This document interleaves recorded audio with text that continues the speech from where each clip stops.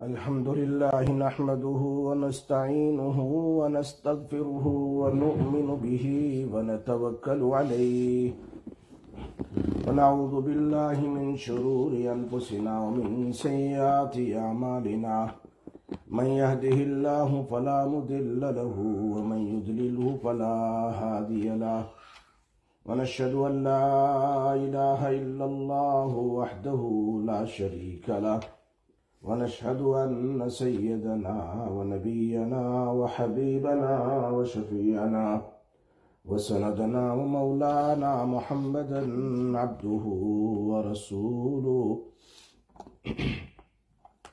أما بعد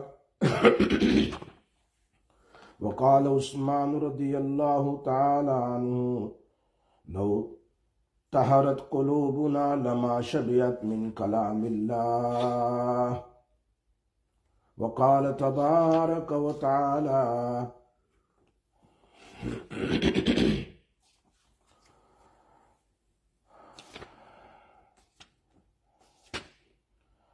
والذين آمنوا أشد حبا لله صدق الله العلي العظيم وصدق رسوله النبي الأمي الحبيب الكريم ونحن على ذلك لمن الشاهدين والشاكرين والحمد لله رب العالمين۔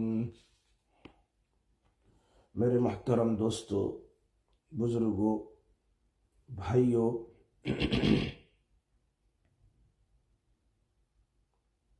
گزشتہ ہفتے بات شروع کی تھی کہ اللہ کی محبت کے بڑھانے کے اسباب کیا کیا ہے، اللہ تبارک و تعالیٰ کی محبت ہم کیسے بڑھا سکتے ہیں، اس کے بارے میں ہم بات کر رہے تھے۔ اس میں سب سے پہلے بات ہم نے بیان کی تھی اللہ کا ذکر بہت زیادہ کرنا۔ جب بندہ اللہ کا ذکر کرتا ہے تو پھر دل کی دنیا بدل جاتی ہے۔ ان تمام اسباب میں سے ایک دوسرا سبب آج بیان کریں گے جس کو حضرت عثمان رضی اللہ تعالی عنہ فرماتے ہیں،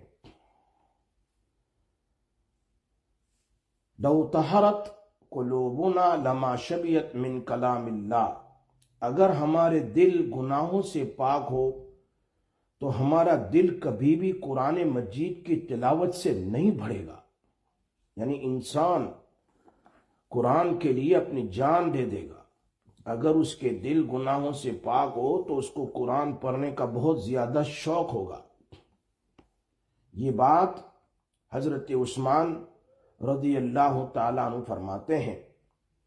قرآن مجید پڑھنے کا دل نہیں کرتا ہے، اس کا مطلب یہ بیان کر رہے حضرت عثمان، یہ گناہوں کا وبال ہے۔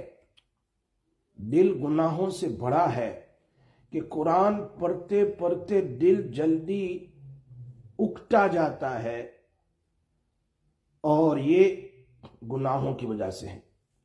ہمیں قرآن کریم کی تلاوت کی لذت مزہ نہیں ملتا گناہوں کی وجہ سے۔ جیسے اگر کسی کو نزلہ ہو، زکام بہت زیادہ ہو، تو اس کو کستوری کا پتہ نہیں چلتا، اس کو کتنے ہی شمامت العنبر سنگھا دو اس کو پتہ نہیں چلتا، اس لیے کہ اس کا ناک تو کیا ہے، بلاک ہے۔ تو گویا کہ نزلے کا مریض ہوتا ہے، اس کا ناک بلاک ہوتا ہے، اس کو کسی خوشبو کا پتہ نہیں چلتا۔ اسی طرح جس بندے کا دل نزلے کی طرح کالا ہو چکا ہو تو اس کو قرآن مجید کی لذت اور قرآن کی حلاوت اور اس کی خوشبو کا پتہ نہیں چلتا ہے۔ ہاں، جو گناہوں سے بچتے ہیں تو وہ پاگل ہو جاتے ہیں، وہ چاہتے ہیں میں کب قرآن کی تلاوت کروں، کب قرآن کی تلاوت کروں، صبح کروں، دوپہر کروں، شام کروں۔ اس کو قرآن کی تلاوت کے بغیر چین نہیں آتا۔ 10 منٹ بھی بیٹھا ہو تو قرآن لے کے بیٹھ جاتا ہے کہ چلو تھوڑی دیر کے لیے میں اللہ کا ذکر کروں۔ کیوں؟ اس لیے کہ ہر حرف پر انسان کا درجہ بلند ہو رہا ہے، ہر حرف پر انسان کا درجہ وہ اللہ سے کلوز ہو رہا ہے، اللہ سے کلوز ہو رہا ہے۔ اسی لیے تو صحابی تیر کھاتے رہے، ان پر تیر دشمن برساتا رہا، یہ تیر کھاتے رہے، انہوں نے سورہ کہف مکمل کیے بغیر نماز نہیں چھوڑی، کچھ بھی ہوتا رہے۔ اسی لیے حدیث میں آتا ہے جو کثرت سے قرآن کریم کو پڑھے گا، قرآن کریم قیامت کے دن اس کے لیے سفارش کرے گا، یعنی اس کا ہاتھ پکڑے گا، چل میں تیرے ساتھ آتا ہوں، اللہ کے پاس تیری سفارش کرتا ہوں۔ اسی لیے حدیث میں فرمایا اقرأ والقرآن، اقرؤوا والقرآن، قرآن کو پڑھو، فإنه یأتیہ یوم القیامت شفیعا، یوم القیامت شفیعا لاصحابہ، اس لیے کہ قرآن کریم قیامت کے دن اس کے پڑھنے والے کی سفارش کرنے کے لیے آئے گا، ضرور آئے گا۔ امام نبی کا فرمان جھوٹا نہیں ہے۔ یہ قرآن ہم چھوڑ کر دنیا سے چلے جائیں گے تو اس کا مطلب یہ قرآن قیامت میں نہیں آئے گا۔ جو کچھ ہم نے پڑھا ہے اس کی اچھی شکل اللہ بنا دیں گے، جیسے کہتے ہیں نا بھائی باپ ساتھ میں ہے یا سی آئی ڈی ساتھ میں، یا کوئی تمہارا کیا کہہ رہے ہیں جو گارڈ جو ہوتا ہے ساتھ میں ہے، چلو چلو میں چلتا ہوں کچھ نہیں ہوگا، تو ہاتھ پکڑ کر اس کو سفارش کرنے کے لیے لے جائیں۔ اسی لیے عبداللہ ابن امام احمد نے اپنی کتاب السنہ میں نقل کیا، کان الناس یوم القیامہ لم يسمعوا القرآن من الرحمن فإذا سمعوه من الرحمن فكأنهم لم يسمعوه قبل ذلك۔ اللہ، قیامت کے دن جب اللہ قرآن سنائیں گے، کون قرآن؟ اللہ۔ کون سنائیں گے؟ اللہ۔ اللہ قرآن پڑھے گا، حدیث میں۔ یہ کاری لوگ پڑھتے ہیں تو ہم بے چین ہو جاتے ہیں، کیا قرآن ہے؟ اللہ پڑھے گا۔ کان الناس یوم القیامت، اللہ جب قرآن سنائیں گے تو قرآن پڑھنے والوں کو جو دنیا میں قرآن پڑھتے ہوں گے نا، ان کو اتنا مزہ آئے گا، اتنا مزہ آئے گا کہ وہ یوں کہیں گے کبھی ہم نے سنا ہی نہیں ایسا، کبھی ہم نے سنا ہی نہیں ایسا۔ 70-80 ایئرس میں بڑے قرآن سنے لیکن ایسے سنا ہی نہیں ہم نے۔ تو آج ہی جو لگتا ہے قرآن سن رہے ہیں، یہ قرآن ہے۔ آج ہی ہم پہلی بار قرآن سن رہے ہیں کہ یہ کوئی قرآن ہے۔ اللہ جب پڑھے گا۔ اس لیے فاسق لوگ اگر کوئی گانا پسند ان کو آ جاتا ہے تو وہ ایک دفعہ نہیں سنتے ہیں، بار بار سنتے ہیں نا۔ دیکھ بہت سارا گانا سنتے ہی رہتے ہیں، وہ لگاتے ہی رہتے ہیں، اور گاڑیوں میں بھی لگا دیتے ہیں، اور ان پہ ناچ ڈانس بھی کرتے ہیں، گھروں میں بھی لگا دیتے ہیں۔ ایک دفعہ نہیں درجنوں دفعہ سنتے ہیں کہ یہ میرا فیورٹ گانا ہے، مائی فیورٹ سانگ ہے، یہ میرا فیورٹ گانا ہے۔ کیوں سنتے ہیں بار بار؟ اس لیے کہ اس سے دل ہی نہیں بھرتا، اس لیے تو سنتا ہے بار بار۔ اور مومن کا یہی حال ہوتا ہے کہ اس کے دل میں جب اللہ کی محبت ہوتی ہے تو وہ روز قرآن پڑھتا ہے، اس کا دل نہیں بھرتا، لیکن دل بھی پاک ہو تو نا۔ اس لیے قرآن کریم کی محبت اللہ سے مانگو، جب دعا کرو نا، قرآن کی محبت، قرآن کی محبت، یا اللہ قرآن کی محبت دے دے، اے اللہ قرآن کی محبت دے دے۔ سوال ہوتا ہے قرآن کی محبت؟ ہاں، اس لیے کہ اللہ تجھ سے بات کر رہا ہے۔ جب بندہ قرآن پڑھتا ہے نا تو اللہ بات کرتا ہے۔ حضرت علی رضی اللہ عنہ کیا فرماتے ہیں؟ فرمایا جب میں نماز، میرا ارادہ ہوتا ہے کہ میں ڈائریکٹلی اللہ سے بات کروں تو میں وضو کر کے نماز پڑھتا ہوں، اللہ سامنے ہوتا ہے تو گویا میں اللہ سے بات کر رہا ہوں۔ اور جب میرا دل چاہتا ہے کہ میں اللہ مجھ سے بات کرے تو وضو کر کے قرآن کھول کے بیٹھ جاتا ہوں، اللہ مجھ سے بات کر رہا ہے، کیونکہ اللہ کا کلام ہے، اللہ ہی تو بات کر رہا ہے۔ اسی لیے ہمارے اولیاء کرام کو جو درجہ ملا ہے نا، بڑے درجے پر پہنچے، اللہ کے قریب، اتنے محبوب کے دنیا یاد کر رہی ہے، یہ قرآن کی وجہ سے۔ اس کی وجہ سے قرآن کی وجہ سے تھوڑا ٹائم نکالنا ہے، 10 منٹ بس، زیادہ نہیں، 10 منٹ نکالو روزانہ، 10 منٹ نکالو، 10 منٹ وضو کر کے کوئی ایک نماز کے بعد بیٹھ جاؤ، تھوڑا تھوڑا پڑھنا شروع کرو، تھوڑا تھوڑا۔ آپ خود دیکھیں گے کہ اس قرآن کے پڑھتے ہوئے آپ کا دل صاف ہوتا چلا جائے گا، آپ کا دل کیا ہوگا؟ صاف ہوتا ہوا چلا جائے گا۔ اسی لیے امام اعظم امام ابو حنیفہ رحمۃ اللہ علیہ کو امام اعظم کیوں کہتے ہیں؟ اعظم کے معنی سب سے بڑا امام، پہلی صدی کا، 70 میں ان کی پیدائش سے 2 قول ہے۔ امام اعظم، ان کو یہ عزت کیسے ملی، ان کو یہ مقام کیسے ملا؟ تو ہم غور کرتے ہیں ان کی زندگی میں تو ان کو یہ عزت ملی ہے قرآن کی محبت میں، عشق قرآن، عشق قرآن، عشق قرآن۔ ان کے بارے میں کیا ہے؟ رمضان میں 63 قرآن ختم کرتے تھے۔ کتنے؟ خالی رمضان میں 63 قرآن، صبح سے لے کر شام تک، شام سے لے کر صبح 2 قرآن ہوتے تھے، 24 گھنٹے میں 2 قرآن۔ اور اس درمیان میں وہ 3 قرآن اور پڑھتے تھے، یعنی 3 تراویح میں۔ 3 قرآن کس میں ہوتا؟ تراویح میں۔ تو پوری رات ایک قرآن، پورا دن ایک قرآن، اور 3 قرآن 10 دن کے اندر میں تراویح میں ختم کرتے تھے۔ 3 پارہ روزانہ وہ سنتے تھے، پڑھتے تھے۔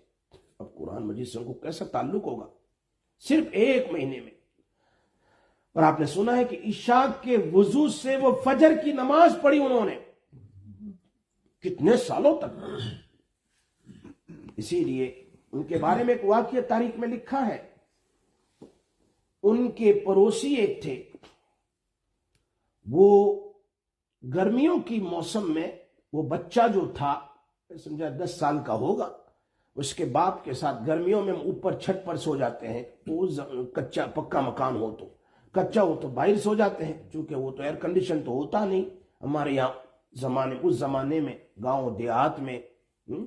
تو پھر کیا ہے، باہر گھر سے باہر کھٹوڑی ڈال دیتے ہیں اور اسی پر سو جاتے ہیں۔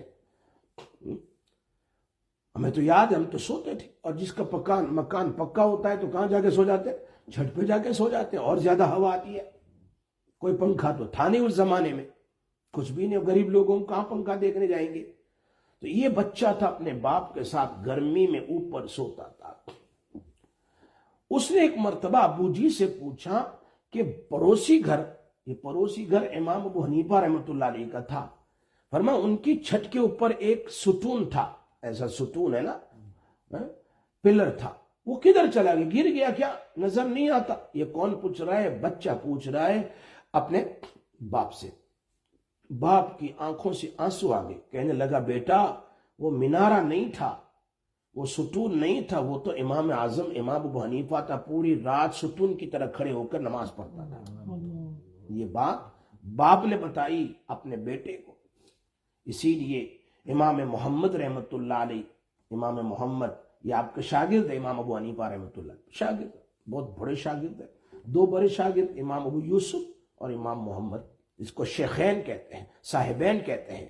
امام ابو حنیفہ کے بڑے شاگرد 40 تھے، اس میں سے 2 بڑے یہ تھے جنہوں نے ہر وقت امام ابو حنیفہ کی ہر بات کو لکھا ہے۔ اس لیے جتنی کتاب ہے وہ امام ابو یوسف کی، امام محمد کی لکھی ہوئی ہے۔ آج دنیا میں امام محمد کی 6 کتابیں، سیر کبیر، سیر صغیر، مبسوط، یہ جتنی بھی 6 کتابیں، اسی کے مطابق ہی فتویٰ ہوتا ہے۔ ظاہر الروایت، اگر اس میں وہ بات نہیں تو پھر دوسری کتاب میں جان، ورنہ انہوں نے امام ابو حنیفہ رحمۃ اللہ علیہ کی ہر بات نقل کی ہے، ہر بات۔ امام محمد رحمۃ اللہ علیہ ابھی نابالغ تھے، اور ان کے والد صاحب ان کو لے کر آئے۔ کن کے پاس آئے؟ امام ابو حنیفہ رحمۃ اللہ علیہ، کہ میرا بیٹا آپ کا شاگرد بننا چاہتا ہے، آپ کا شاگرد بننا چاہتا ہے۔ فرمایا حافظ قرآن ہو، قرآن یاد کیا ہے؟ فرمایا نہیں۔ فرمایا میرے شاگرد وہی بن سکتے ہیں جو حافظ قرآن ہو، جاؤ پہلے حافظ بنو، واپس آ کر میرے پاس بیٹھو، تو ہم تمہارا امتحان لیں گے، اگر تم حافظ بن گئے اس کے بعد تم عالم بن سکتے ہو، میرے پاس فقیہ بن سکتے ہو۔ ٹھیک ہے، چلے گئے باپ کے ساتھ بیٹے۔ امام محمد رحمت اللہ علیہ فرماتے ہیں میں 1 ہفتے کے بعد آفٹر 1 ویک گیا، میں کہاں پر؟ امام ابو حنیفہ رحمت اللہ علیہ کے پاس۔ تو امام صاحب نے سمجھا شاید ملاقات کے لیے آیا ہوگا بچہ واپس۔ فرمایا کیسے آنا ہوا؟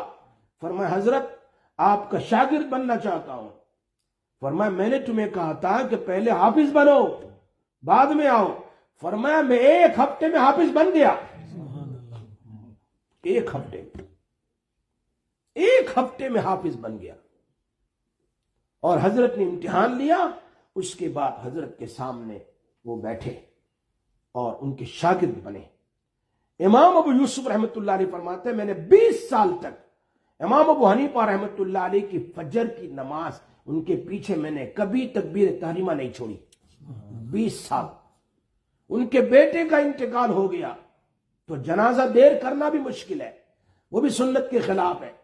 انہوں نے فرمایا تم غسل دے دو, سب کچھ کر دو, میں امام صاحب رحمۃ اللہ علیہ کے پیچھے نماز پڑھ کے ان کا سبق پورا کر کے پھر ہم بچے کی نماز پڑھائیں گے. اتنا شوق تھا ان کو علم کا. یہاں تو ایک شاپنگ کرنا ہے تو درس بھی چھوڑ دیتے ہیں, بھائی آج تو شاپنگ کرنی ہے, درس بھی چھوڑ دیتے ہیں. حالانکہ ان لوگوں کو پتا تھا کہ درس کا کیا ویلیو ہے. اس زمانے میں مستقل دارالعلوم نہیں تھے کہ وہیں کھاؤ پیو رہو.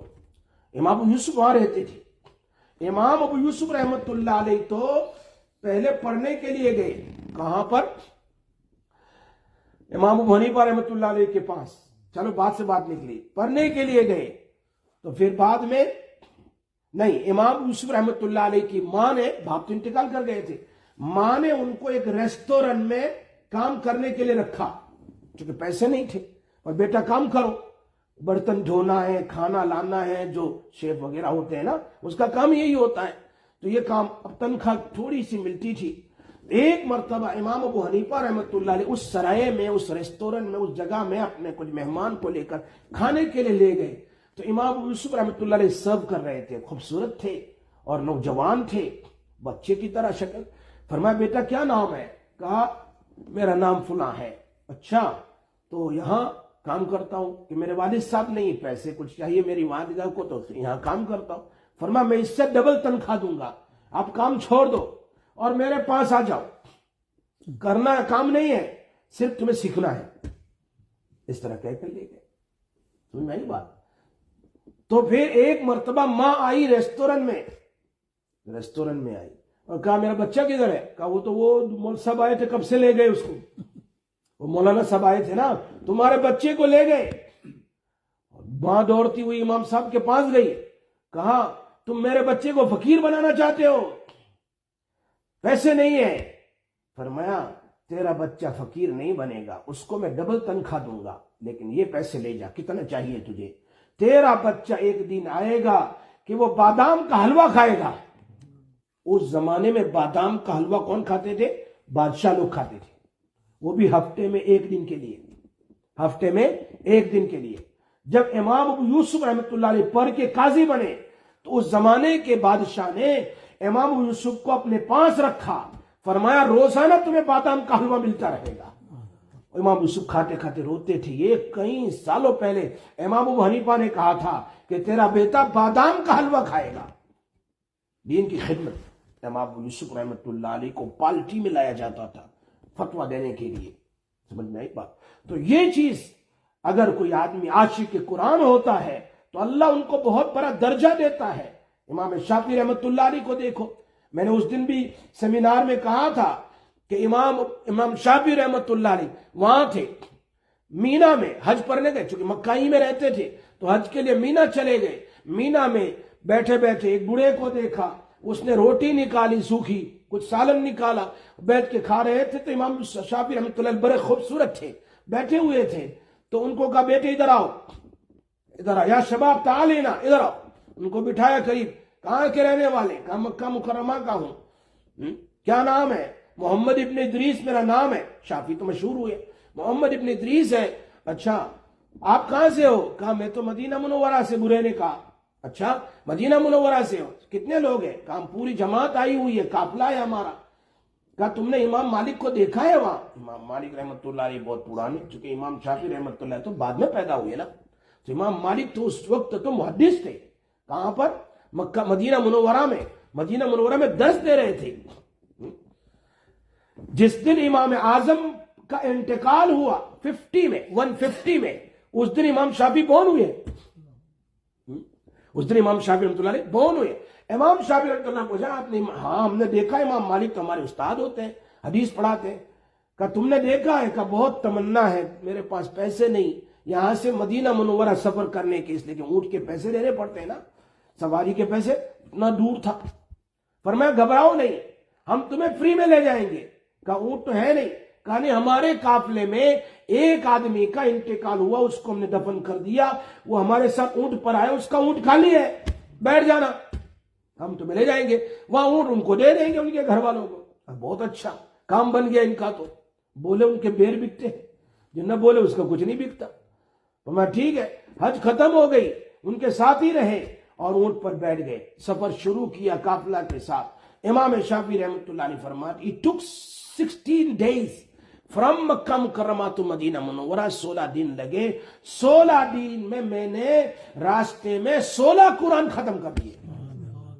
یہ عشق قرآن وہ امام شافعی رحمۃ اللہ علیہ کا درجہ ہے۔ حالانکہ ایک وقت وہ تھا، وہ نوجوان تھے، اپنے استاد سے کہہ رہے میں یاد کرتا ہوں بھول جاتا ہوں، یاد کرتا ہوں بھول جاتا ہوں۔ تو ان کے استاد نے کہا بہت عجیب بات، فرمایا کہ تم گناہ چھوڑ دو، گناہ چھوڑ دو گے تو تمہارا دل میں نور پیدا ہوگا اور اس نور سے تمہاری میموری بننی شروع ہو جائے گی۔ گناہ اور علم نور کبھی جمع نہیں ہو سکتا، اس لیے قرآن ایک ایسی چیز ہے جس نے یرفع اللہ الذین آمنوا، یہ قرآن ہے جس نے ایمان والوں کو کہاں سے کہاں درجہ دیا ہے، یہ قرآن۔ اسی لیے تو ہم تمہیں امام احمد بن حنبل کے بارے میں، جنہوں نے 100 مرتبہ اللہ کو خواب میں دیکھا، کتنی بار دیکھا اللہ کو؟ 100 بار دیکھا ہے خواب میں۔ امام ابو حنیفہ نے بھی دیکھا، انہوں نے بھی دیکھا۔ یہ بات در مختار میں فتاوی شامی میں لکھی ہوئی ہے۔ فتاوی شامی احناف کی وہ کتاب ہے جس کے بغیر فتوے نہیں دیے جاتے، عربی میں کئی جلدوں میں اسی کے مطابق فتوے ہوتے ہیں۔ مفتی بننا ہے تو انہی مصنف کی کتاب پڑھنی پڑتی ہے۔ تو یہ وہ کتاب ہے، اس میں لکھا ہوا ہے امام احمد بن حنبل نے 100ویں بار اللہ سے پوچھا کہ اللہ تیرا قرب کیسے ملے گا، جنت میں کیسے جا سکتا ہے انسان؟ فرمایا قرآن پڑھنے سے۔ اللہ نے کیا فرمایا؟ میرا قرآن پڑھو جنت میں جائیں گے۔ فرمایا سمجھ کر یا بغیر سمجھ کر؟ اللہ نے فرمایا احمد فہمن بلا فہمن، سمجھ کے پڑھو یا بغیر سمجھ کے پڑھو، لیکن میرے قرآن کو محبت سے پڑھو، تم اس قرآن کے ذریعے سے کہاں جاؤ گے؟ جنت میں جائیں گے۔ دیکھو ولی اللہ امام شاہ ولی اللہ صاحب رحمۃ اللہ علیہ، اللہ اکبر، سب سے پہلے پرشین میں، فارسی میں قرآن ترجمہ کرنے والے شاہ ولی اللہ ہیں ہندوستان میں۔ اس وقت تو پاکستان، بنگلہ دیش، کرناٹک، یہ سب یہ جو ہے سب ایک ساتھ تھا پورا شاہ صاحب کے زمانے میں۔ وہ تو بعد میں سب الگ الگ ہوا، جنگ ہوئی، فلاں ہوا، انگریز نے قبضہ کیا۔ شاہ ولی اللہ صاحب نے سب سے پہلے فارسی میں پورے قرآن کا ترجمہ کیا۔ پھر ان کے بیٹے شاہ عبدالعزیز نے سب سے پہلے قرآن کی تفسیر لکھی۔ 3 سپارے کی تفسیر ہے، لیکن 3 جلدوں میں ایسی ہے کہ علامہ انور شاہ صاحب فرماتے ہیں کشمیری کہ کاش کہ وہ پورے قرآن کی تفسیر لکھتے تو اردو میں قرآن کا حق ادا کر دیتے۔ شاہ عبدالعزیز صاحب رحمۃ اللہ علیہ، اور ان کے 2 بیٹے تھے، ان دونوں نے قرآن کا ترجمہ لکھا۔ تمہیں پتا ہے 18 سال 18 ایئرس ایک نفلی اعتکاف میں بیٹھ کر، پورے سال اعتکاف، نفل اعتکاف مسجد میں 18 سال تک، 18 years it took 18 years to complete the ترجمہ of the قرآن۔ نفل ہے، کتنی محبت ہوگی قرآن سے۔ بھائی ایسے لوگ بھی گزرے ہیں نا جن کو قرآن سے بڑی محبت تھی، بڑی محبت تھی۔ ہمارے یہاں کتاب پڑھائی جاتی، ہدایہ کتاب پڑھائی جاتی ہے، سارے دارالعلوم میں پڑھائی جاتی ہے، اس کے بغیر تو مولوی نہیں بنتا۔ وہ ہدایہ کے لکھنے والے مصنف تھے نا مرغنانی، وہ فرماتے ہیں انہوں نے 14 سال میں ہدایہ لکھی، 14 ایئرس، اور 14 سال میں سوائے عید کے روزے کے پورا سال روزہ، 14 سال روزے رکھے، روزے کی حالت میں لکھا۔ اور اس سے بڑی بات بتاؤں، اس کی بیوی کو بھی پتا نہیں کہ میرے شوہر نے 14 سال روزے رکھے، بیوی کو بھی نہیں۔ کیوں؟ دوپہر میں کھانا دیتے، ایک کمرہ الگ ہوتا تھا لکھنے کے لیے، وہاں وہ خادمہ یا خادم جو بھی ہوگا باندھی وہ لا کر کھانا رکھ دیتی تھی۔ کھانا حضرت تو لکھتے رہتے جب موقع ملتا، جب لوگ سو جاتے دوپہر میں وہ کھانا باہر جا کر غریب کو دے دیتے تھے۔ پتہ ہی نہیں چلا۔ یہ ہیں صاحب ہدایہ جنہوں نے ہدایہ شریف لکھی ہے، ان کے ولی اللہ خاندان میں یہ فیض جاری ہوا قرآن کی برکت سے۔ اس سے بڑھ کر کیا ہے؟ جس گھر میں قرآن پڑھتے ہیں نا وہاں فرشتے آتے ہیں، اور جس گھر میں قرآن نہیں پڑھا جاتا وہاں شیطان آتے ہیں۔ یہ تو صحیح حدیث بخاری شریف میں ہے۔ وہ صحابی دیکھو قرآن پڑھ رہے تھے نماز میں، اور ان کا بیٹا یحییٰ پاس میں سویا ہوا تھا۔ جیسے قرآن پڑھ رہے ہیں الحمدللہ، تو ان کا گھوڑا کود رہا ہے۔ تو یہ سمجھے ابھی میں قرآن بند کر دوں پڑھتے پڑھتے، نہیں تو یہ گھوڑا پاس میں بیٹا سویا ہوا ان پر جم کرے گا تو مر جائے گا۔ یہ جلدی جلدی قرآن پڑھ لیا جی۔ باہر جا کر دیکھا تو یہ کینڈل کی طرح ہوتا ہے نا، یہ جیسے گلوب کی طرح وہ لٹکے ہوئے ہیں، لائٹیں لٹکی ہوئی ہے۔ صبح میں اللہ کے نبی سے بیان فرما، اللہ کے نبی یہ کچھ لائٹیں تھی وہ باہر اوپر جا رہی تھی اور میرے گھر میں اس طرح ہو رہا تھا۔ فرما وہ لائٹ نہیں، وہ اللہ کے فرشتے تیرے قرآن سننے کے لیے آئے تھے۔ یہ بخاری شریف میں ہے۔ گھر میں فرشتے آتے ہیں، میں اور آپ نہیں دیکھتے۔ جس گھر میں قرآن پڑھا جاتا ہے، گھر میں میری مائیں اور بہنیں اپنے گھر کو قرآن کا گھر بناؤ۔ ٹی وی نہیں، ڈرامہ نہیں، فلم نہیں جی، قرآن کا گھر بناؤ۔ ٹائم نکالو، وضو کر کے قرآن دیکھو۔ آپ گھر میں کتنی برکت ہوتی ہے آپ دیکھیں گے خود۔ اسی لیے اللہ والے وہ تھے جو قرآن کریم میں، دیکھو مولانا الیاس صاحب رحمت اللہ علیہ، جن کی تبلیغ دنیا میں کیسے پھیلی، کیسے محبوب بنے اللہ کے، ان کا کام کیسے جی۔ دنیا میں 100 سے زیادہ ملک ہے جہاں پر تبلیغ پھیلی ہوئی ہے۔ حضرت مولانا الیاس صاحب رحمت اللہ علیہ کے والد صاحب چھوٹے چھوٹے بچوں کو قرآن مجید پڑھایا کرتے تھے، اور ان کی پوری زندگی قرآن پڑھانے میں اور قرآن پڑھنے میں گزری ہے، اور اپنے بیٹے کے لیے قرآن پڑھ کے دعا کرتے تھے، اللہ میرے بیٹے سے دین کا کام لے لے۔ کیسا کام لیا؟ پوری دنیا میں ان کا کام مشہور ہے۔ یہ ابھی شیخ کا انتقال ہو گیا، مولانا غلام صاحب وستانوی رحمت اللہ علیہ کا، جو ہمارے بیوی کے ماموں ہوتے ہیں، میرے بھائی شیخ حنیف کے ماموں خسر ہوتے ہیں، ہمارے قریب کے۔ کتنے جی 2400 مکتب کھولے ہیں انہوں نے، مکتب 100 سے زیادہ دارالعلوم کھولے ہیں، مسجدیں 4000 بنائی انہوں نے۔ اللہ نے کتنا کام لیا، کتنا کام لیا۔ اور ان کے خود کے مدرسے 12000 بچے۔ اب 500 آدمی کو شادی کی دعوت دینی ہو تو کھانے میں 5 دن 1 مہینے سے پریشان ہوتا ہے ایک وقت کے کھانے کے لیے۔ 12000 بچوں کو ناشتے میں، دوپہر میں، شام میں کھلانا کوئی آسان ہے؟ اللہ سے مانگا کرتے تھے، رات میں مانگتے تھے، اللہ مجھ سے دین کا کام لے لے۔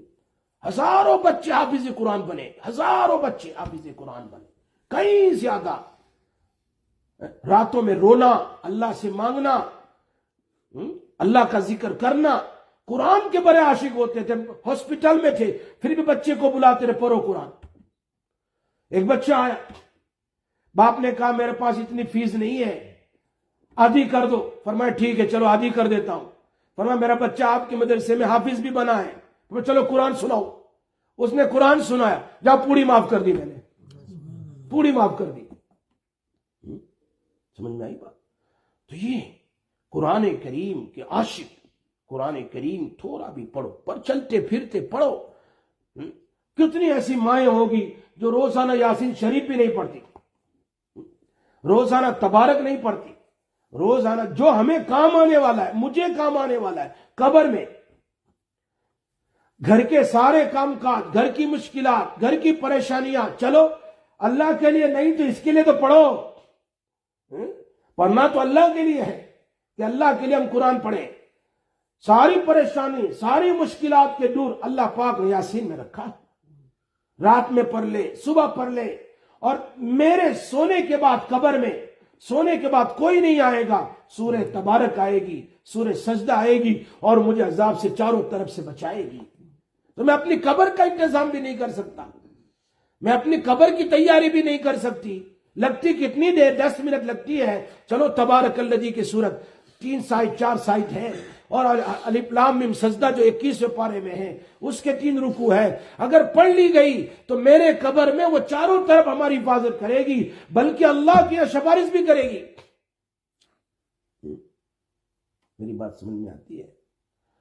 شاہ عطا اللہ صاحب بخاری رحمۃ اللہ علیہ علی گڑھ یونیورسٹی میں گئے تو وہاں کے اسٹوڈنٹ نے، علی گڑھ یونیورسٹی کے، ہم اس کا بیان نہیں سنیں گے، سب نے مل کر ہم بیان نہیں سنیں گے۔ جب اسٹیج پر ان کی باری آئی تو کہا ہم نہیں سنیں گے، سو انہوں نے کھڑے ہو کر کہا بہت دور سے آیا ہوں میں، چلو بیان نہ سنو میرا قرآن تو سن لو۔ عطا اللہ شاہ قرآن پڑھتے تھے، ان کا قرآن تم سنو نا، اگر مل جائے کہیں سے کیسے۔ شاہ عطا اللہ بخاری کا قرآن جو پڑھتے تھے جیسا لگتا ہے قرآن اتر رہا ہے ایسا۔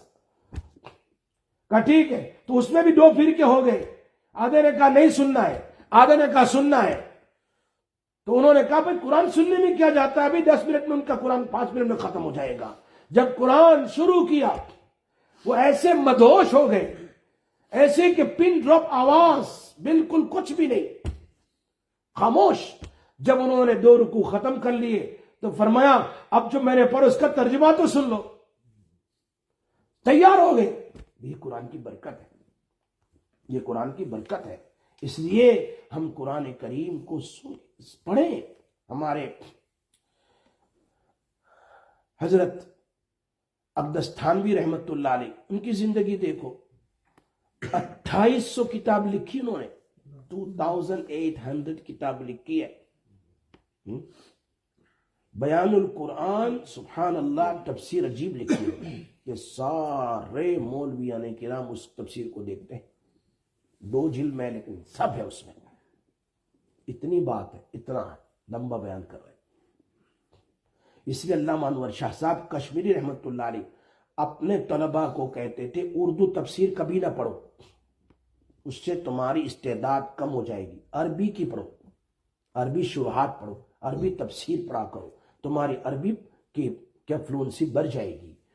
جب حضرت مولانا تھانوی رحمت اللہ علیہ کے بیان القرآن دیکھی تو فرمانے لگے آج کے بعد میں کسی کو اردو کی تفسیر پڑھنے سے منع نہیں کروں گا، بیان القرآن ضرور پڑھو، اردو میں، لیکن اس میں علم بہت تھا، اتنی محبت تھی قرآن سے کہ اپنے شیخ آئے تھے، ان کو ملنے کے لیے گئے، ان کا ویلکم کیا اور کہا حضرت آج میرے تفسیر لکھنے کا یہ وقت ہے، اگر آپ اجازت دیں تو میں تفسیر لکھ کر آ جاؤں۔ ٹائم کے پابند ہوتے تھے، اتنی زیادہ محبت، عاشق قرآن تھے۔ اللہ اکبر۔ ہمارے اکابرین کی زندگی آپ پڑھیں گے تو پتہ چلے گا کہ وہ انہوں نے قرآن کریم کے اندر میں کتنی محبت کی، کہ قرآن سے کتنا عشق تھا ان کو۔ تو یہ دوسرا میں نے کیا کہا، اقرؤ القرآن فإنه یأتی یوم القیامت شفیعا لأصحابہ۔ جو آدمی قرآن کریم کو پڑھے گا تو قیامت میں وہ قرآن اس کی سفارش کرے گا۔ سمجھ نہیں بات؟ تو اللہ کے قریب ہونے کے لیے پہلی بات میں نے کیا بیان کی تھی، ذکر اللہ، جس پر لاسٹ میں نے ذکر۔ دوسری بات کیا ہے، قرآن کریم کو محبت سے کچھ دیر کے لیے روزانہ پڑھ لو۔ میری مائیں اور بہنیں، اپنی زندگی قبر میں بنانا ہو اور اللہ کو راضی کرنا ہو، اللہ کو خوش کرنا ہے تو کم سے کم منیمم 10 منٹس وضو کر کے بیٹھ جاؤ، قرآن کو دیکھو، پڑھ لو۔ نہیں بھی آتا ہے تو وضو کر کے قرآن کو دیکھو، اس کی بھی آپ کو ثواب ملے گا اور قرآن کے الفاظ کا نور دل میں پیدا ہوگا۔ یہ بات۔ تیسری چیز، التقرب الی اللہ بالنوافل بعد الفرائض، اللہ کے قریب اور اللہ کی محبت کو دل میں بٹھانے اور بڑھانے کے لیے تیسرا عمل جو ہے، فرض نمازوں کے بعد سنت اور نوافل کی پابندی کرنا۔ یہ حدیث میں نبی اکرم صلی اللہ علیہ وسلم بیان فرماتے ہیں، وَمَا يَزَالُ عَبْدِي يَتَقَرَّبُ إِلَيَّ بِالنَّوَافِلِ حَتَّى أُحِبَّهُ۔ دیکھا، احبہ، فرمایا نوافل پڑھنے والے بندے سے محبت، جب تک یہ نوافل پڑھتا رہتا ہے، پڑھتے پڑھتے وہ میرا محبوب بن جاتا ہے۔ میں نے اس دن ایک بات کہی تھی، اگر یاد ہو تو، فرض پڑھنے سے بندہ اللہ کا محبوب بنتا ہے اور نوافل اور سنن پڑھنے سے اللہ بندے کا محبوب بن جاتا ہے. بات میری سمجھ میں آ رہی ہے؟ کچھ کہنا چاہتا ہوں میں. اللہ تمہارا محبوب، اللہ اکبر. فرائض سے ہم اللہ کے قریب، اللہ، اور نوافل سنن پڑھنے سے اللہ ہم سے قریب ہو جاتا ہے. یہ سمجھو دوسرے الفاظ میں، آسان الفاظ میں. عاشق اور معشوق کا لفظ تو ہمیں پتہ ہی ہے نا؟ سمجھ میں آتی ہے بات؟ فرض پڑھنے سے بندہ اللہ کا عاشق بن جاتا ہے، وہ معشوق ہے. اور نوافل سنن پڑھنے سے اللہ ہمارا عاشق بن جاتے ہیں، ہم ان کے معشوق ہیں. آسان الفاظ میں یہ بھی کہہ سکتے ہیں، آسان سمجھنے میں. تو محبوب بننا ہو اللہ کا تو سنت اور نوافل کی پابندی کرو. ہو سکے اشراق کی پابندی کرو، چاشت کی پابندی کرو، ہو سکے چلو مغرب کے بعد اوابین ہے اس کی پابندی، 6 رکعت پڑھنی ہے، 2 سنت پڑھ لی، 2 نفل پڑھ لی، 2 رکعت ایکسٹرا پڑھ لو، اوابین کا ثواب مل جائے گا. 12 سال کی عبادت کا ثواب ہے اوابین سے. کرے تو صحیح. انسان کے گھر میں کوئی نوکر ہو، 8 گھنٹے ڈیوٹی دیتا ہے دکان میں، چلو بھئی یہ دکان میں میرا نوکر ہے، یہ 8 گھنٹے کام کرتا ہے، لیکن 8 گھنٹے آپ اس کو تنخواہ دے رہے ہیں، ویجز، منیمم ویجز، سمجھ میں آئی بات؟ جو بھی 12 پاؤنڈ ہوگی دے رہے ہیں آپ، 11 پاؤنڈ پلس جو بھی ہو دے رہے ہیں آپ. جتنے ویجز بڑھ رہے ہیں اتنی قیامت قریب آ رہی ہے. سو آپ کے دل میں اس کی اتنی محبت نہیں، کیونکہ آپ کیا دے رہے ہیں اس کو؟ تنخواہ دے رہے ہیں. سمجھ میں آئی بات؟ کہیں بھی دیکھ لو، امام صاحب بھی تنخواہ ملے تو لوگ محبت کریں گے زیادہ، لیکن پھر ہوا کھائیں گے. سمجھ میں آئی بات؟ لیکن میں آپ کو بتاتا ہوں، میری مثال کیا نارمل مثال ہے. مجھے نہیں کہا تھا تفسیر کرنا، یہاں کسی نے نہیں کہا تھا تفسیر کرنا، ذکر مجلس کرنا. میں نے الحمدللہ اللہ کے فضل سے اپنی طرف سے شروع کیا. آپ نے دیکھا ہوگا شروع میں جب میں ہر جمعہ میں بیان کرتا تھا، کتنے لوگ آتے تھے جمعہ میں، کتنے لوگ آتے تھے بڑی راتوں میں. کیوں؟ قربانی کی وجہ سے. اس کے نہیں پیسے ہوتے، چونکہ مجھے ایک شیخ نے کہا تھا کہ تفسیر ضرور کرنا. تب سے میں نے تفسیر شروع کی ہے، جب سے میں آیا تب سے لے کر آج تک 19 سال مجھے اس مسجد میں ہو گئے الحمدللہ. 18واں پارہ سورۃ المؤمنون اب ختم ہونے جا رہی ہے 19 سال میں. تو کوئی بھی نوکر، کوئی بھی آدمی کام کرنے والا دکان میں ہو، فیکٹری میں ہو، اس کے 8 گھنٹے کام ہے اس کا، تو اس کو آپ تنخواہ دیتے، لیکن اس کی کوئی محبت آپ کے دل میں نہیں ہے. کام کرے پیسے لے بھائی، کام کرے پیسے لے جاؤ. لیکن اگر کوئی بندہ 8 گھنٹے سے زیادہ اپنے باس کو کہے don't worry I'll sort it out, not extra 2 hours I'll help you، جی اپنی ذات کو اپنے میرے کام کے لیے لگا رہا ہے، ایکسٹرا کام دے رہا ہے. سمجھ میں آئی بات؟ نوکر آئے اور کہے جناب یہ اچھا شہد مل رہا تھا، میں نے سوچا کہ میں اپنے باس کے لیے بھی لے جاؤں. اب دیکھو اس نے پیسے تو نہیں لیے، اپنے باس کو جا کر ایک ہدیہ بھی دے دیا اور ایکسٹرا کام بھی کر دیا. اگر آپ پیمنٹ بھی نہیں پیسے لے لے، لیکن اس کے دل میں، باس کے دل میں اس کی محبت پیدا ہوگی کہ مجھ سے کتنی محبت کرتا ہے. سو اس نے اپنے ذاتی وقت میں سے میرے کام میں 2 گھنٹے لگائے، 4 گھنٹے روزانہ، 1 گھنٹہ یا آدھا گھنٹہ ایکسٹرا کام کر دیتا ہے، تو ان کے دل میں آپ کی محبت پیدا ہو جائے گی. تو یہ جو نفل پڑھنے والا بندہ ہوتا ہے نا، یہ ایکسٹرا کام کر رہا ہے. یہ کیا ہے؟ ایکسٹرا کام کر رہا ہے. فرائض تو کرنے ہی کرنے، سمجھ میں آئی؟ وہ تو حکم ہی ہے کرنا ہے اتنے گھنٹے کے، تمہیں فرائض پڑھنے ظہر اثر مغرب عشاء فجر. لیکن اگر آپ نے ایکسٹرا کام کر دیا، نوافل تو کوئی فرض واجب تو نہیں ہے، پڑھے اس کو ثواب، نہ پڑھے کچھ بھی نہیں، لیکن آپ نے اس ایکسٹرا کام کو کر لیا تو وہ اللہ کا کتنا پیارا بن جاتا ہے. اس لیے ہمارے اکابر دن رات میں 10 نمازیں پکی پڑھتے تھے. 10 نمازیں. آپ کہیں گے 5 ہی نماز 10 کدھر سے آگے؟ سمجھ میں آئی بات؟ 5 نمازیں فرض، 6ٹھی اشراق، 7ویں چاشت، 8ویں اوابین اور 9ویں تہجد اور 10ویں صلاۃ التسبیح. کتنی نماز ہو گئی؟ 10 نمازیں ہوتی تھی، پڑھتے تھے. بلکہ بعض اکابرین تو تہجد میں روزانہ صلاۃ التسبیح پڑھتے تھے، تہجد کے وقت میں. جی ایسے ایسے بزرگوں کو ہم نے دیکھا ہے جو نماز میں سجدے کے اندر کم سے کم 40 مرتبہ سبحان ربی الاعلی سبحان ربی الاعلی، لمبا سجدہ 2 رکعت پڑھتے تھے لیکن 1 گھنٹہ لگاتے سبحان ربی الاعلی۔ کیوں؟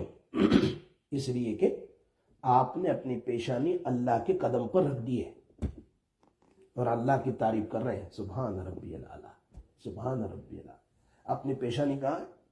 وہ تو آج کل سائنس لوگ کہتے ہیں کہ جو لمبا سجدہ کرتا ہے اس کو سر یا ہارٹ کا پرابلم نہیں ہوتا ہے، اس لیے کہ اس کا سرکولیشن جو ہے خون کا زیادہ سر کی طرف آتا ہے تو اس کو برین ہیمریج نہیں ہوتا، فلاں نہیں ہوتا ہے۔ تو آج کہتے ہیں ہمارے نبی نے لمبے سجدے ان کے زمانے میں کیے ہیں، پوری رات سجدے میں 4 سرتوں کے برابر سجدہ کرتے تھے، رکوع کرتے تھے۔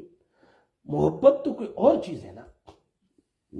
ہم نماز اس لیے پڑھتے ہیں کہ 2 رکعت پڑھنے پر ایک اور حج عمرے کا ثواب مل جائے گا، ہماری نیت ہی کچھ ایسی ہوتی ہے، نیت میں 2 رکعت پڑھیں کام نہیں ہوتا، کام ہو جائے نیت۔ اللہ والے اس لیے نہیں پڑھتے تھے کہ مجھے حج اور عمرے کا ثواب، جی وہ ثوابوں کو نہیں دیکھتے تھے، وہ محبت سے پڑھتے تھے۔ کیا پڑھتے تھے؟ محبت سے پڑھتے تھے۔ ایک بیوی کو آپ نے ایک ماشاءاللہ انگوٹھی لا کر دے دی، دیتے تو نہیں آپ لوگ، لیکن اگر لا کر دے دی بیوی کو انگوٹھی لا کر، کہا تم نے 10 دن سے کھانا اچھا انگوٹھی لے لے، تو اس کھانے پر انگوٹھی ملی۔ لیکن اگر تم یوں کہتے میں تجھ سے محبت کرتا ہوں میری بیوی کی انگوٹھی لے لے، تو فرق ہے کہ نہیں فرق؟ وہ تو کام کا بدلہ دیا آپ نے اس کو، اور یہاں محبت کا بدلہ دیا، یہ چیز فرق ہے۔ اللہ بھی یہی کہتے ہیں تم لوگ کرتے تو ہو لیکن دنیا کے لیے کرتے ہو۔ کس کے لیے کرتے ہو؟ دنیا کے لیے۔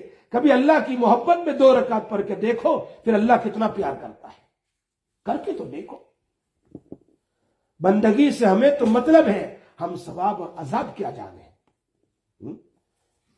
اسی لیے رابعہ بصریہ ایک ہاتھ میں کینڈل جلتی ہوئی اور ایک ہاتھ میں پانی لے کر جا رہی، کسی نے پوچھا کدھر جا رہی ہو؟ فرمایا اس کینڈل سے میں جنت کو جلا دوں گی۔ کس کو بھائی؟ جلا تو نہیں سکتی ہے لیکن سبق دینا تھا سامنے والوں کو، جنت کو جلا دوں گی اور اس پانی سے جہنم کو بجھا دوں گی۔ ایسے کیسے ہو سکتا ہے؟ فرمایا ہاں، لوگ آج جنت اور جہنم کے لیے عبادت کرتے ہیں، اللہ کے لیے کوئی نہیں کرتا ہے۔ یہ تھا سبق رابعہ بصریہ کا۔ اب ان کے قصے بھی بڑے عجیب ہے۔ اسی لیے شیخ عبد الواحد کے سامنے کسی نے ذکر کیا کہ جنت میں نماز نہیں ہوگی بھائی، وہاں تو کھانا ہی کھانا، مزے ہی مزے ہیں، تو ان کی آنکھوں سے آنسو شروع ہو گئے، جنت میں نماز نہیں تو کیسے مزہ آئے گا؟ کسی نے پوچھا رو کیوں رہے ہیں؟ فرمانے لگے اگر جنت میں نماز نہیں تو پھر جنت میں مزہ ہی کیا آئے گا؟ ان کو دنیا میں نمازوں میں مزہ آتا تھا۔ اسی لیے حاجی امداد اللہ صاحب مہاجر مکی رحمت اللہ علیہ کے سامنے ایک نوجوان نے جنت کا ذکر کر دیا، سمجھ میں آئی بات؟ تو حور و قصور کی باتیں شروع کر دی، حور کیسی ہوگی، فلاں فلاں فلاں حور۔ حضرت خاموش رہے، کچھ نہیں کہا۔ جب اس نے یہ بات پوری کر لی تو حضرت فرمانے لگے بھائی اگر قیامت کے دن اللہ اپنے فضل سے مجھے اتنا مہربانی فرما دے تو میں صرف اللہ سے یعنی جنت میں بھیج دے تو میں اللہ سے کہوں گا کہ مجھے جنت نہیں چاہیے، اپنے عرش کے نیچے ایک مصلی کی جگہ دے دے کہ میں نماز پڑھتا رہوں۔ حاجی امداد اللہ کہا کرتے تھے ایک مصلی کی جگہ عرش کے نیچے بس۔ جی آج ہم نماز ہی کم پڑھتے ہیں، بیعت تو ہو گئے، نماز کم پڑھتے ہیں، اس لیے ہم نہیں جانتے کہ اس جگہ کا کیا ہوا، کون سا سجدہ میرے لیے اللہ کو پسند آ جائے، مجھے پتا نہیں۔ اس لیے بخاری شریف میں ہے آپ مسجد میں آئے اور امام سجدے میں ہے تو جلدی سے اللہ اکبر کہہ کر آپ سجدے میں چلے جاؤ، اس کے کھڑے ہونے کا انتظار نہ کرو۔ کیوں کہا؟ عبداللہ ابن مبارک رحمت اللہ علیہ فرماتے بخاری شریف میں ہو سکتا ہے وہی سجدہ تمہارے لیے مغفرت کا ذریعہ بن جائے، ہو سکتا ہے وہی سجدہ تمہارے لیے کیا ہے؟ مغفرت کا ذریعہ بن جائے۔ اس لیے اب کیا کیا سناؤں میں آپ کو؟ اللہ سے محبت قریب ہونے کے لیے ایک سب سے بڑا راستہ کیا ہے بھائی؟ نوافل. پہلے اللہ کا ذکر چلتے پھرتے، نمبر 2 پر قرآن، اور نمبر 3 والا کیا ہے جی؟ نوافل. کیا پڑھنا ہے؟ نوافل. یہ 3. اب چوتھا، 5واں پھر بیان کریں گے انشاءاللہ، وقت باقی رہا. اللہ پاک ہم سب کو عمل کی توفیق عطا فرمائے. اللہ ہمارا بیٹھنا سننا آنا قبول فرمائے.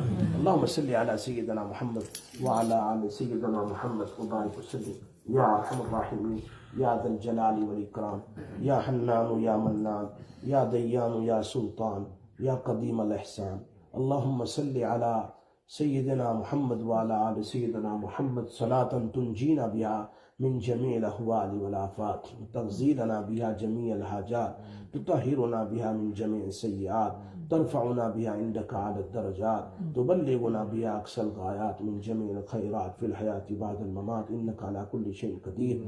اللہ جہاں جہاں لوگ اے اللہ میرے اس درس حدیث کو سن رہے ہیں، اس مجمع میں، یہاں ہماری ماں اور بہنوں کے مجمع میں، اے الہ العالمین گھروں میں، اور جہاں جہاں لوگ دنیا میں سن رہے ہیں، الہ العالمین الہ العالمین. ایک بندے نے فون کیا پالن پور سے، ایک عالم نے فرمایا میں تمہارا درس ہر وقت سنتا ہوں. اللہ جہاں جہاں لوگ سن رہے ہیں اللہ سب کے سننے کو قبول فرما، سب کے آنے کو بیٹھنے کو سننے کو قبول فرما. یا اللہ اے اللہ اخلاص نصیب فرما، اخلاص نصیب فرما، للہیت نصیب فرما. اے اللہ ریاکاری سے ہماری حفاظت فرما، ریاکاری سے بچا لینا، ریاکاری سے بچا لینا. اللہ اپنے نیک بندوں میں سے بنا لے. اللہ ہم سے خوب دین کا کام لے لے، اللہ خوب دین کا کام لے لے. اللہ ہماری ان محنتوں کو قبول فرما، ہماری ان دینی باتوں کو قبول فرما. جس کو ہم نقل کرتے ہیں اللہ تو اسے قبول فرما. اللہ ہمیں محدثین میں سے بنا، مفسرین میں سے بنا، نیک صالحین میں سے بنا، اپنے محبوب بندوں میں سے بنا، اپنے محبوب بندیوں میں سے بنا. اے میرے مولا ہم سے راضی ہو جا، ہم سے راضی ہو جا، ہم سے راضی ہو جا، ہم سے راضی ہو جا، ہم سے راضی ہو جا. دنیا آخرت قبر میں اور آخرت میں ہم سے راضی ہو جا. اے اللہ میں جنت الفردوس نصیب فرما، بے حساب جنت میں داخل کر دینا، بے حساب جنت میں داخل کر دینا. اے اللہ فتنوں سے ہماری حفاظت فرما، ہماری اعلی اولاد کی مغفرت فرما، ہماری اعلی اولاد کی مغفرت فرما. ہماری اولادوں کو ہماری آنکھوں کی ٹھنڈک بنا، ہماری اولادوں کو ہماری آنکھوں کی ٹھنڈک بنا. اے اللہ قیامت تک ہماری نسلوں میں علماء صلحاء دین کے داعی پیدا فرما. اے اللہ اولیاء کاملین پیدا فرما. اے اللہ آنکھوں کی ٹھنڈک والے بچے پیدا فرما، بچیاں پیدا فرما. الہ العالمین ہماری نسلوں میں دین کو جاری و ساری فرما. اے اللہ بگڑنے سے، پھسلنے سے، گمراہ ہونے سے ہماری اعلی اولاد کی حفاظت فرما. اے اللہ ہماری اعلی اولاد کی حفاظت فرما. اے اللہ دین کے راستے پر چلا دے. اے اللہ سب کچھ تیرے ہاتھ میں ہے، سب کچھ تیرے قبضے میں ہے. اے اللہ ہمیں ذلیل نہ کرنا، ہمیں ذلیل نہ کرنا، ہماری اولادوں کو ذلیل نہ کرنا، ہماری نسلوں کو ذلیل نہ کرنا. اے اللہ تو عزتوں سے نواز دے، عزتوں سے نواز دے. ہمارے ماں باپ کی مغفرت فرما، بھائی بہنوں کی مغفرت فرما. یا اللہ ہمارے رشتہ داروں کی مغفرت فرما. اے اللہ ہمارے دوست احباب متعلقین اور ہم پر احسان کرنے والے اور ہم سے محبت کرنے والے جہاں جہاں جو بھی ہے اے اللہ سب کو قبول فرما. تیری شان انہیں بدلہ نصیب فرما. ہم کیا دے سکتے ہیں ان احسان کرنے والے کو، ان محبت کرنے والوں کو. اے اللہ تو اپنے خزانے سے انہیں عطا فرما، ان کی اولادوں کو عطا فرما. اے اللہ اس مسجد کو آباد فرما، آباد کرنے والوں کو آباد فرما. ہماری ماں اور بہنوں کا آنا قبول فرما، ان کا بیٹھنا قبول فرما. ہم سب کو صحت کاملہ نصیب فرما. بیماریوں سے، دکھ دردوں سے، پریشانیوں سے اے اللہ جھگڑوں سے ہماری حفاظت فرما، آنے والے فتنوں سے ہماری حفاظت فرما. اے اللہ پاکستان اور ہندوستان کے حالات کٹھن ہیں، اے اللہ تو اس کو ختم فرما. اے اللہ ختم فرما.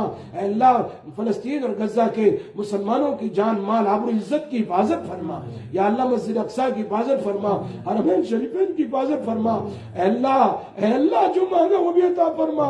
نہ مانگ سکے اپنے فضل سے، اپنے کرم سے، اور ان آمین کہنے والے کہنے والیوں کے اے اللہ ساتھ ہماری آمین کو ملا کر ہماری دعا اور توبہ کو قبول فرما. صلی اللہ تعالی علی سیدنا محمد وآلہ وصحبہ اجمعین برحمتک یا اللہ اکبر اللہ اللہ اللہ